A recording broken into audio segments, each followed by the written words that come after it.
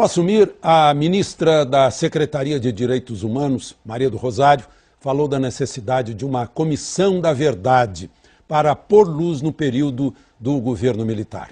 O novo ministro-chefe do Gabinete de Segurança Institucional, general José Elito Carvalho Siqueira, disse que o Brasil não tem que se envergonhar de seu passado e teria recebido uma repreensão da presidente. O Espaço Aberto vai discutir esse assunto com o jurista Dr. Wadi Damus, mestre em Direito Constitucional do Estado pela PUC, e o advogado professor da UNB, Dr. Mamed Said Maia Filho, que faz um doutorado sobre a Comissão da Verdade, e o deputado Jair Bolsonaro, PP, Rio de Janeiro, ex-militar, ex-oficial das Forças do Exército. Ele está nos nossos estúdios no Rio de Janeiro. Eu ia começar perguntando ao doutor Wadi.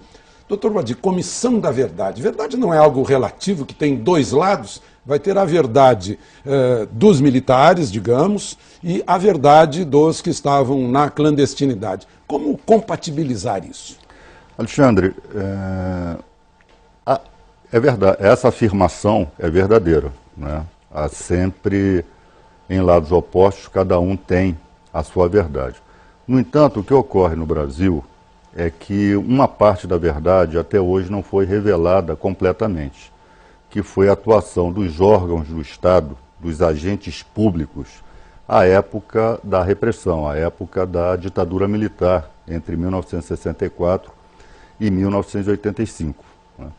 Esses fatos até hoje não foram esclarecidos na sua integralidade.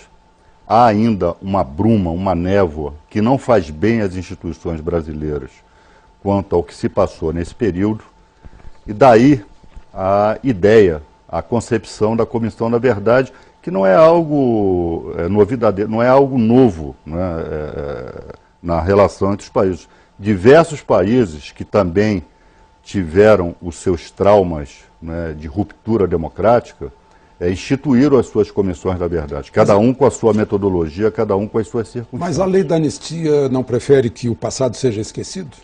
Olha, Alexandre, obviamente você está se referindo ao julgamento pelo Supremo Tribunal Federal da lei de anistia, que o Supremo, na sua composição majoritária, entendeu que a anistia também se aplicava aos agentes que praticaram crimes de tortura e outros correlatos. No entanto, o próprio Supremo Tribunal Federal, mesmo aqueles, né, que o ministro relator que teve o seu voto vencedor naquela sessão, fez a ressalva em relação à memória e à verdade, que isso não implicava o fato de a lei de anistia se aplicar aos torturadores, não significava que não se pudesse buscar o esclarecimento dos fatos, saber onde estão enterrados, se é que estão enterrados os desaparecidos políticos, né?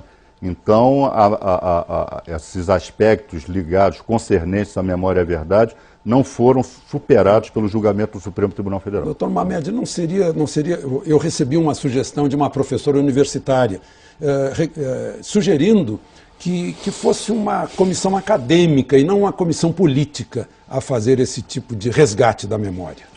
Alexandre, como o doutor Adi falou, as comissões de verdade que existiram pelo mundo afora, mais de 30, elas foram sempre comissões oficiais. Porque é preciso nós termos uma narrativa oficial sobre o que ocorreu nesse passado nebuloso que nós tivemos aí. Eu creio que a reconciliação nacional, a pacificação da sociedade, ela só vai estar completa quando nós tivermos a plena revelação dos fatos. O Brasil precisa se encontrar com esse passado. Você falou da lei da anistia. A anistia visa a reconciliação, mas a anistia não é esquecimento. A Corte Interamericana de Direitos Humanos, o direito internacional, rejeita essa ideia de uma anistia amnésica. Certa vez eu perguntei a Brizola sobre o recebimento de dinheiro cubano, que teria sido desviado por ele. Ele me respondeu assim: mas companheiro, o que é anistia se não esquecimento? Sim, mas eu creio que essa ideia não é positiva, porque as narrativas elas não podem ser tão díspares como ainda são. Desaparecimentos, suicídios forçados, fugas inexplicáveis, há quase 2 centenas ainda de mortos e desaparecidos. Isso tudo precisa ser revelado sem ideia revanchista. A comissão, o projeto de lei que está no Congresso para discussão é muito claro em dizer que a comissão de anistia não terá um caráter judicial e nem visa a persecução penal. Não há essa ideia de responsabilidade penal em momento algum no projeto. Deputado Bolsonaro, o doutor Mohamed fala em sem caráter revanchista. Como é que o senhor vê essa ideia? Parece que o senhor acha que há uma revanche nessa comissão, né? Não há a menor dúvida, Alexandre. Agora há pouco tu acabou de falar, Fidel Castro enviava dinheiro ao Brasil para financiar o quê? Uma democracia? E já começa com uma piada. Quem acha que Fidel Castro queria impor uma democracia e derrubar um possível regime ditatorial em nosso país? Gostaríamos que isso tivesse que se apurar, que fosse apurado também na Comissão da Verdade. E, Alexandre, os integrantes da comissão, 7 indicados pela Presidente da República, é uma comissão completamente parcial. E digo mais, por que não colocar aqui na comissão integrantes do Clube da Aeronáutica, do Clube Militar e do Clube Naval? Por que esse temor? Nós temos militares que conversam comigo que querem colaborar com a verdade e não com essa farsa que está aqui. E não é apenas esse artigo. Eles querem apurar aqui crimes aqui, como por exemplo, tortura, mortes, desaparecimentos forçados e ocultação de cadáveres. Não querem apurar justiçamentos, como eles justiçaram vários no Araguaia e aqui na área urbana também. Não querem apurar sequestro de avião, sequestro de autoridades internacionais, execuções, como do capitão Chandler, como do marinheiro inglês também, execução, depois de Bárbara, tortura do tenente Alberto Mendes Júnior no Vale do Ribeira. Não querem apurar carros-bomba. Olha, essas são as armas para se impor uma democracia em um país qualquer. E os grupos revolucionários da época, os seus integrantes faziam curso em Cuba. A própria família Grabois, né, o garoto de 17 anos que desapareceu no Araguaia, antes de ir para o Araguaia, o pai mandou o garoto fazer um curso em Cuba, em 70. Curso do quê em Cuba? De direitos humanos? De boas maneiras? De ética? É curso de guerrilha. Curso com aqueles que desceram de Sierra Maestra e ao tomar o poder em Cuba, né, em nome da democracia, é sempre assim, botaram milhares no paredão. Então, com esse espírito desta comissão, não é possível chegarmos a lugar nenhum. E tem ainda, o Alexandre, um ponto mais grave. Como está no projeto do Executivo aqui, a comissão dita da verdade tem o poder de veto, ou seja, as informações prestadas, né, terão seu caráter sigiloso mantido. Então eles fazem um trabalho violento junto à sociedade, em nome da Comissão da Verdade, angariam documentos, inclusive tem um poder maior ainda do que uma CPI, essa comissão aqui, que ela pode requerer, convocar, inclusive, em tese, realiza busca e apreensão. Ela pode chegar na casa de um velho general, de um velho capitão, e meter o pé na porta e procurar o que acha que pode ter lá dentro. Isso está no projeto. Isso aí fere aqui o nosso Estado democrático de direitos, fere tudo. Eu não sou constitucionalista não, mas tenho bom senso para isso. E dizer aos doutores que estão aí que os militares querem a verdade, não a farsa que está aqui. Isso é uma farsa, isso é uma mentira. E devemos dar graças a Deus que os militares assumiram em 64, e não assumiram porque quiseram não. Eles foram impulsionados. Se vocês forem às bibliotecas, na Câmara dos Deputados, isso é uma excelente. Eu posso até entender que o do povo não tem acesso a tudo isso. Mas os senhores dois estudados, têm biblioteca excelente. Toda a mídia impulsionou o militar para assumir o governo. A Igreja Católica, as mulheres em passeata nas ruas, né, os empresários, os agricultores. Por quê? Nós estávamos partindo, né, a passos largos para uma ditadura do proletariado. Os militares conseguiram botar um ponto final nisso aí. Aniquilaram a guerrilha do Araguaia. Se não tivéssemos feito aquilo naquele momento, no mínimo, hoje nós teremos uma FARC no coração do nosso país. O Brasil deve muito aos militares. E ao nos chamar de torturadores, pelo amor de Deus, volte um pouquinho mais atrás no tempo. Vão à história da Segunda Guerra Mundial. O valente e bravo soldado alemão, não podemos discutir isso daí, preferia se entregar ao soldado brasileiro, porque era tratado com dignidade. Ou seja, nós tratávamos até os temíveis alemães com dignidade. E nesse governo nosso, nós assumimos, fomos impulsionados a isso e entregamos. Não se tem notícia em país no mundo qualquer que um Estado, que um regime forte entregou para a democracia, né? Anistiou a todos, inclusive muitos que eles não queriam anistiar, o militar foi além do que era proposto pelo Congresso naquele momento e trouxe todos para cá, e agora vocês partem para um revanchismo barato. Nós não podemos admitir isso aí, isso é uma farsa. Se não tem medo da verdade, vamos botar os integrantes nossos na comissão, abrir tudo que chega lá ao público, tudo. E eu até me comprometo, tem muitos colegas meus, mais antigos, é lógico, que querem colaborar, mas não com essa farsa que está aqui. Muito obrigado, deputado, doutor Mamede. Veja, na verdade, a Comissão da Verdade, ela vem coroar um processo que se iniciou em 95, no primeiro governo Fernando Henrique Cardoso, quando foi criada a Comissão de Mortos e Desaparecidos. Essa comissão, inclusive, tinha representante do Ministério da Defesa.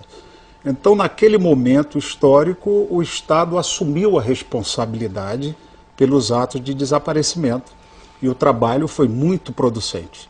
Num segundo momento, ainda no governo FHC, em 2002, nós tivemos a criação da Comissão de Anistia, que permitiu a reparação, a indenização, né, aos anistiados ou a seus familiares, no caso dos mortos e desaparecidos.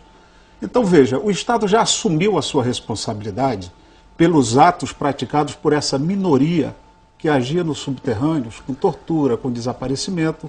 Quando o agente público ele pega um cidadão, ele tem que levá-lo a julgamento, não assumir isso a ele. Eu acho que essa é a questão que o deputado Bolsonaro levanta, que de um lado havia quem quisesse manter a ditadura militar e de outro lado havia quem quisesse implantar uma ditadura ao estilo cubano. Mas, Alexandre, eu acho falsa essa questão de querer confundir as Forças Armadas com esses atos nefastos que ocorreram de setores minoritários do regime. Não, inclusive porque tinha polícia civil, polícia militar. Outro dia eu estava lendo um depoimento do general Moraes Rego, que foi chefe do gabinete militar do presidente Geisel, e do general Otávio Costa, onde ele dizia exatamente isso.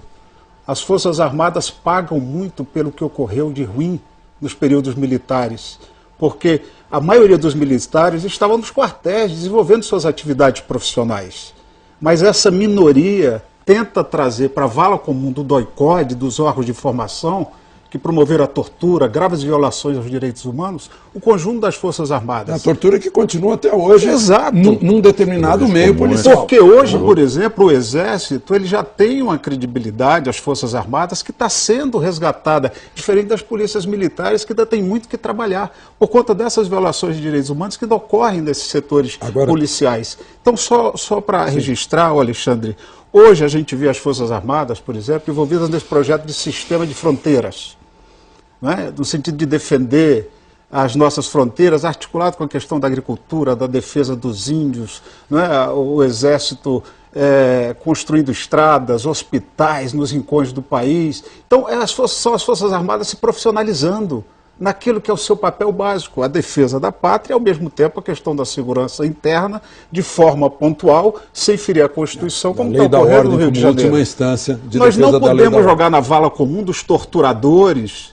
dessas pessoas que têm medo, né, de ser revelada a verdade, as Forças Armadas. Nós temos que fazer essa diferenciação. Agora, eu gostaria de perguntar ao doutor Wadi um caso presente. Né? José Genuíno foi preso lá no Araguaia, né?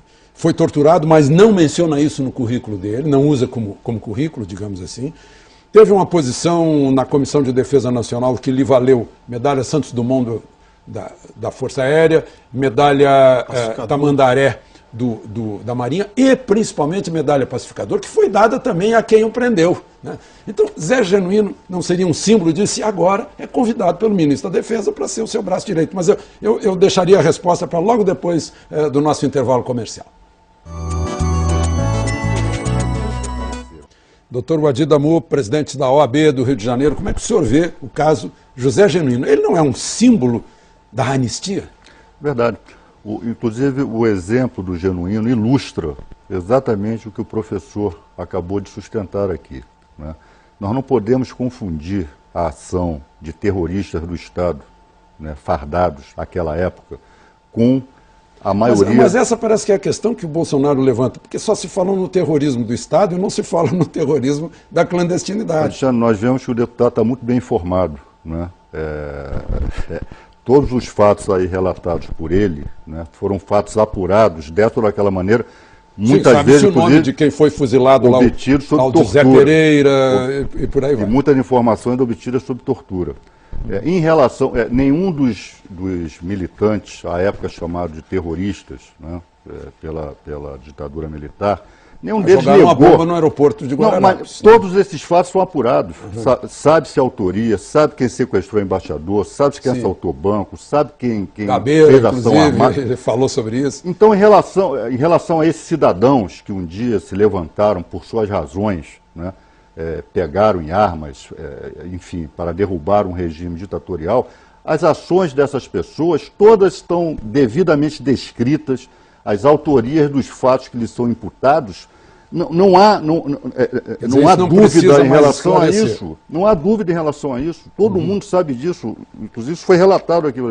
Agora, o que nós estamos tratando, e para apurar crimes praticados por cidadãos comuns, existe a polícia, existe o Poder Judiciário, existe o Ministério Público. Nós estamos tratando aqui, quando falamos de comissão da verdade, de crimes cometidos por agentes públicos, por agentes do Estado. Sem finalidade de policial ou judicial. O que a nação quer, apenas a história. O que se quer saber é o que aconteceu, em que circunstâncias essas pessoas desapareceram.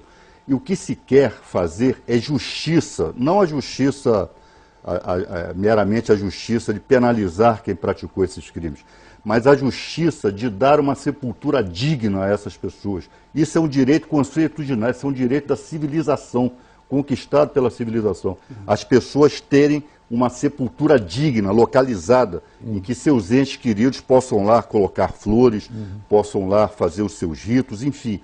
Essas pessoas não têm esse direito. Os familiares dessas pessoas, a eles, não foi dado esse direito porque esses seus entes queridos um dia desapareceram. Sem deixar vestígios. Bolsonaro, se essa comissão tivesse os dois lados, o senhor concordaria com ela? Resgate da verdade com representantes dos dois lados. Sim, eu e os representantes, os presidentes de clubes militares, nós colaboraríamos, inclusive. Tem muito caso que não está esclarecido. Você pode ver, não vamos nem passar para hoje em dia. Você pode ver 2 pesos e 2 medidas. Na comissão aqui, os integrantes têm que estar comprometidos com a democracia e com os direitos humanos. E este governo tudo fez para encobrir o caso Celso Daniel, que ele foi, mais do que claro, que ele foi sequestrado, torturado barbaramente para revelar dossiês, e depois foi executado. E depois o advogado Grignal esteve na região de Santo André para transformar aquilo em um crime comum. Então eles não querem a verdade. Dizer também ao professor que ele está equivocado. As Forças Armadas não estão resgatando credibilidade nenhuma. Em qualquer momento da história do Brasil, as Forças Armadas sempre estiveram nos primeiros lugares, no tocante ao respeito e admiração do cidadão. Inclusive o presidente Médici, quando ia ao Maracanã, ele era aplaudido.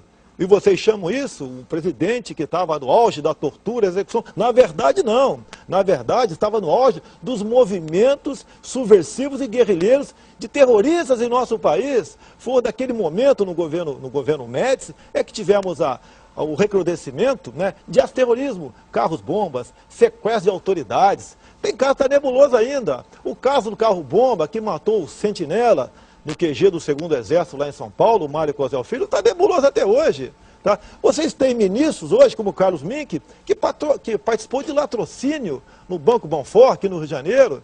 Então tem muito caso, está nebuloso. Se pegar 1000 garotos de uma escola do 2º grau hoje em dia e perguntar, já houve sequestro de avião no nosso país? Vão falar que não. Você pode ver, o caso aí do embaixador Sérgio Vieira de Mello, morreu lá em Bagdá com carro-bomba, foi uma comoção nacional. Agora o carro-bomba que matou Mário Cosel Filho, ninguém quase sabe disso. Então nós queremos toda essa verdade e as circunstâncias. Não fale em tortura, porque hoje em dia, qualquer bandido aí, quando vai para um tribunal de júri, quando se lê o depoimento dele, naquele primeiro momento que ele foi preso, ele fala, esse depoimento foi conseguido através de tortura. É o argumento que vocês usam. Não me falem em preso político. No regime militar existia a detenção por vadiagem. Então esses guerrilheiros, esses que faziam curso em Cuba, andavam com documentos falsos. Quando participavam de suas atividades criminosas e acabavam sendo mortos, eram enterrados como indigentes. Porque o João da Silva não existia. Não, a Mariazinha não existia, então acabava sendo enterrado como indigente e hoje transformaram-se em presos políticos. Ora, meu Deus do céu, o que vocês falam sobre o Farinas lá em Cuba, né, que o pessoal do PT, a cúpula do governo, frequenta Cuba, em especial em tempo de férias? O que fala em direitos humanos lá? O que o governo fez no tocante ao não apedrejamento aí daquela senhora iraniana?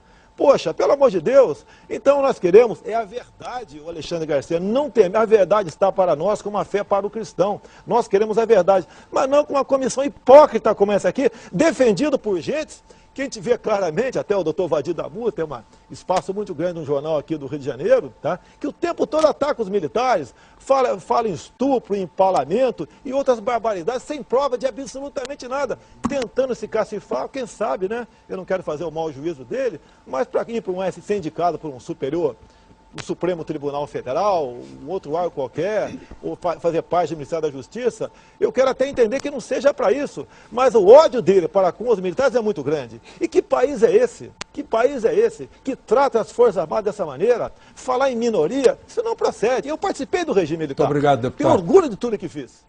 Doutor Vadir, para responder, infelizmente estão me avisando que o nosso tempo está se esgotando. Eu obviamente não vou aqui entrar em bate-boca nem cair em provocação. Obviamente temos maior apreço pelas Forças Armadas, é o contrário. Essa geração das Forças Armadas, quem não teve nada a ver com aquilo, quer ver tudo aquilo apurado, né? Isso é uma mácula ainda nas nossas Forças Armadas, é uma mácula, né, que precisa ser superada, é uma página infeliz da nossa história que tem que ser virada com dignidade.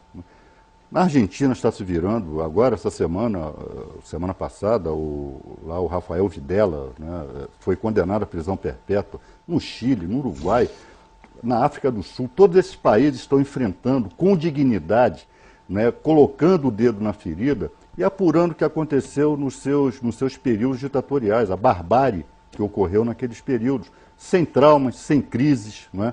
O embate, ele faz parte da democracia. Seria uma espécie assim de catarse. Bota tudo para fora. Que toda nação precisa para se aperfeiçoar democraticamente. E é isso que nós queremos aqui no Brasil. E a Comissão da Verdade, obviamente o Congresso Nacional vai dar a sua contribuição ao projeto de lei, né? Obviamente o Congresso Nacional vai fazer isso. Mas fazer de forma correta, de forma que de fato se apure o que aconteceu. Bom, infelizmente o nosso tempo se esgotou, doutor Mendes. Tomara que o Congresso Nacional faça o que o senhor está lembrando aí, que aperfeiçoe isso e que ponha, enfim, uma maneira de se conseguir realmente a verdade, que, como eu disse lá no início, tem sempre dois lados. Muito obrigado pela participação dos senhores, muito obrigado pela sua participação, deputado Bolsonaro. E o Espaço Aberto volta na próxima semana com outro tema de interesse nacional. De Brasília, Alexandre Garcia.